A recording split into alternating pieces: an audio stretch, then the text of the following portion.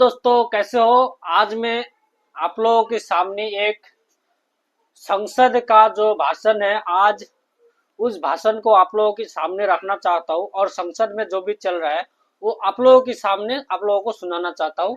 तो आज का जो भाषण है जो है वो है असदुद्दीन ओवैसी, जो बैरिस्टर है। आज उनका भाषण हम सुनने जा रहे हैं। ठीक दोस्तों, वीडियो पसंद आएगा तो वीडियो लाइक और चैनल को सब्सक्राइब जरूर करना। दोस्तों चलिए शुरू करते हैं। आपकी हो गई बात, आपने 1 मिनट मांगा था, आपने हमने 1.5 मिनट दे दिया। बहुत शुक्रिया सर, बहुत शुक्रिया, आपने बोलने का मौका दिया। ओवैसी साहब का भाषण मुझे बहुत अच्छा लगता है पर्सनली।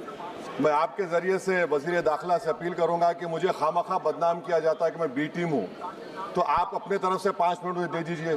कुछ तो दिया नहीं आप तक, तो वक्त दे दीजिए अपना खाली बोलने के लिए, ताकि मैं आपके खिलाफ बोल सकूं, ताकि इल्जाम हमेशा के लिए सही या झूठ साबित हो जाए।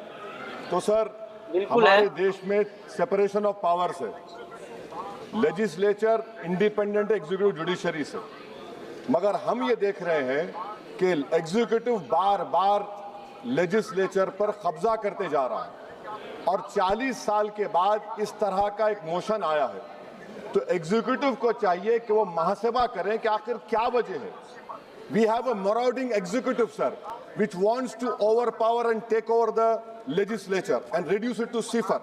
सर, द स्पीकर जो मुकाम है, 6वां मुकाम है उनका, प्रेसिडेंट, वाइस प्रेसिडेंट, प्रधानमंत्री, डिप्टी प्राइम मिनिस्टर के बाद 6वां मुकाम है, सीजीआई के बराबर है। सर, नीलम संजीवा रेड्डी ने क्या कहा था स्पीकर के बारे में, कॉल एंड शक्दर पेज नंबर 124 देख लीजिए। The first duty of the speaker personally मेरे को बहुत अच्छा लगता है। The House is paramount, not the Speaker, who can claim no inherent right to override or bypass the House or to arrogate to himself powers and functions which belongs to the House। यही नीलम संजीवा रेड्डी थे। उस chair पर बैठने के बाद उन्हें Congress party से इस्तीफा दिया। यही नीलम संजीवा रेड्डी थे जिनके दौर में बैठे स्पीकर, अगर थोड़ा सा भी शक लग जाए स्पीकर के ऊपर तो उसको इस्तीफा देना होता है सर। और आप जानते हैं कि मौलांकर को बाबा पार्लियामेंट कहा नेहरू ने, और यही मौलांकर ने नेहरू को कहा था कि खबरदार ऑर्डिनेंस जारी मत करना। यही मौलांकर ने कहा था कि पार्लियामेंट को अगर कामयाब होना है तो एग्जीक्यूटिव से उसको आजाद रहना पड़ेगा। हकीकत यह है कि आज के दौर में उसके बरक्स काम हो रहा है, आजादी कम होते जा रही है लेजिस्लेचर की। नेहरू ने क्या कहा था मैं नहीं कहना चाह रहा लंबा चौड़ा। सोमनाथ चटर्जी ने इसी कुर्सी पर बैठकर सुप्रीम कोर्ट की नोटिस को नकारा और कहा कि सुप्रीम कोर्ट को कोई अख्तियार नहीं है लोकसभा के अंदरूनी प्रोसीडिंग में मदाखलत करने का। सोमनाथ ने कहा था आर्टिकल 105, 122। सर, यह बहुत से लोग नहीं जानते, 1962 में मरी राम बागरी एमपी थे हिसार के। कौन थे ये शख्स जिसको नेहरू ने कहा इज वेरी ट्रबल। सही बात है, ओवैसी साहब का हर एक बात ना एकदम समझने वाली बात पर सस्पेंड कर दिया गया, 30 दिन के लिए स्पीकर ने बैन कर दिया। नेहरू के घर पर जाकर प्रोटेस्ट किया, पुलिस ने एफआईआर दर्ज किया, पुलिस अरेस्ट करने आई और ये बागरी साहब हुकुम सिंह स्पीकर के पास आकर के मुझे अरेस्ट से बचा लीजिए। स्पीकर ने कहा कि पार्लियामेंट के उस ग्राउंड में जाकर रह जाओ। बागरी साहब ने टेंट लगाया, वहां पर अरेस्ट नहीं कर सकी पुलिस।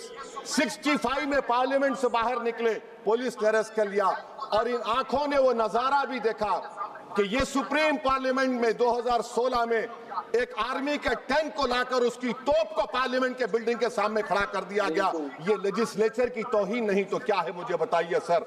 स्पीकर के कान नहीं होते, स्पीकर की आंखें नहीं होती हैं। स्पीकर आंख से देखता है तो लेजिस्लेशन की आंख से देखता है। स्पीकर अगर अपनी कान से अगर असदुद्दीन ओवैसी साहब के जैसे 4 आदमी बैठ जाए ना संसद में तो संसद हमेशा ठीक तरह से चलेगा। We are not bonded laborers of any political party over here, sir. Let me also tell you, sir, a muted parliament is as much danger to parliament democracy as executive authoritarianism, which is present reality. Sir, Speaker is answerable to us. The government is answerable to all of us. That is the law which has been put forward, sir. Sir, may I take this opportunity to say, I will give an example of how executive is interfering. The media knows that this government is going to bring in this session a bill on women reservation. We don't know. This house does not know. What is the dignity of this house? Please tell me, sir. So this clearly shows that executive works in a secret and deceitful manner बताओ, इतने से time पे भी उसको रोक दिया जाता है। बात तो अच्छा बोलता है, कोई बुरा भला तो बोलता भी नहीं है। देखो टाइम उसका खत्म हो 5 मिनट दिए सर। वो आप सर एक बी टीम सर सुन लीजिए, article 98 sir article 98, the house shall have a separate secretariat. Why have you appointed retired IS over here? You have a separate secretariat. Where is the sovereignty of the house? Sir, I have been a member of 2004 to 2024. I have never seen this house work for 70 days. Sir, Article 93 mandatory as Deputy Speaker बनाना। हम एक motion move करने वाले हैं कल, मैं चंद्रशेखर और राजकुमार road, Pappu Yadav आएंगे नहीं मालूम, ताकि बेनीवाल को डिप्टी स्पीकर बनाया जाए।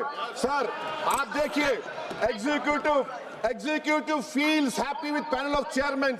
What is the panel of chairman? ये होता है भाई पावर, लोकसभा का, लोकसभा संसद का पावर होता है ये एरू दरू नहीं चलता है। जैसे मनमानी करता था ना ओम बिरला जी, मनमानी से ही तो उसको बाहर निकलाया गया है। सुन तो लीजिए सर, अरे दिल की तकलीफ बयान कर रहा हूँ, सुन तो लीजिए सर, आप बुजुर्ग हैं। क्योंकि ओम बिरला जी ना उसको बोलने नहीं देता था, लीडर ऑफ अपोजिशन की तकलीफ ये है, इस ऐवान की तकलीफ है कि एनडीए में लीडर ऑफ द हाउस है, एनडीए के लीडर है, एलओपी है। सिर्फ अपने नैरो ब्लॉक के हम कहां जाएंगे, काले बस्ते में गिर जाएंगे। सुनिए सर हमको नहीं पूछा गया साइन करते वक्त। एलओपी कहते अपोजिशन यूनिटी के नाम पे हम गुलाम बन जाएंगे क्या? नहीं बनेंगे गुलाम। वाइस प्रेसिडेंट का इलेक्शन आपने नहीं पूछा हमको, हमारे सीएम बोले तो अच्छा रखे, उनको हमने काम किया। तो इसी पर एक शायर ने कहा था एलओपी के ऊपर कि तेरी नजर में खदर कुछ, तेरी नजर में मेरी खदर कुछ भी नहीं, मेरी खदर इनसे पूछ जिन्हें हासिल नहीं हूं मैं। सर मैं गांधी के इस सेइंग पर खत्म करता हूं कि if you are right you know it, speak your mind, even if you're minority vote, the truth is still the truth. I am in a minority one, sir, but I'll speak the truth. The truth is Parliament has been treated with disdain by the ruling party. It has been treated with neglect by the opposition parties. And I conclude by saying that whatever is written in the Constitution is sacrosanct and sanctimonious. What I tried to raise the point of order exactly this. And my reservation to this motion of removal is that it doesn't address the malice. It only is attacking the symptom of the fountainhead. दोस्तों video को पसंद आएगा तो please video को like करना और मेरे channel को सब्सक्राइब जरूर करना। दोस्तों इनके जैसा जो लोकसभा में बोलने वाला इंसान है नहीं मिलेगा आप लोगों को। दोस्तों बहुत धन्यवाद आप लोग अगर वीडियो को याद करें। Honorable Speaker Birla ji is very kind enough to you. He has given you opportunity. बोलो सर, Please. धन्यवाद सर। चंद्रशेखर जी आपने मुझे